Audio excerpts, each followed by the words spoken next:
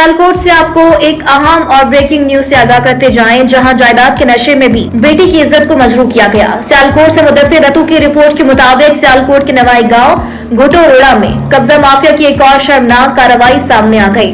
इतलात के मुताबिक कब्जा ग्रुप ने मुबैना तौर पर एक गरीब शहरी के घर पर जबरदस्ती कब्जा करने की कोशिश की। वाकये की वीडियो सोशल मीडिया पर तेजी से वायरल हो रही है, जिसने पूरे इलाके में शदीद गम और गुस्सा फैला दिया है।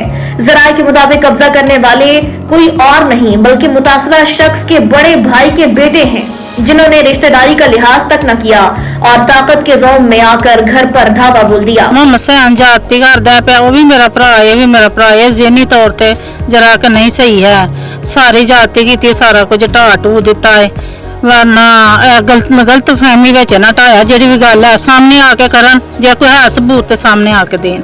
30 साल तो रहिंदे ने इत्थे, इन्हां दी जगह इन्हां दी है।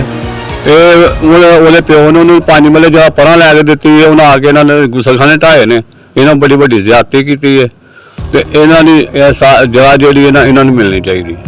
सबसे अफसोसनाक पहलू ये सामने आया कि वाकये के वक्त मुतासर शहरी की 14 साला बेटी बाथरूम में मौजूद थी, जिसकी इज्जत मजरू करने की भी कोशिश की गई।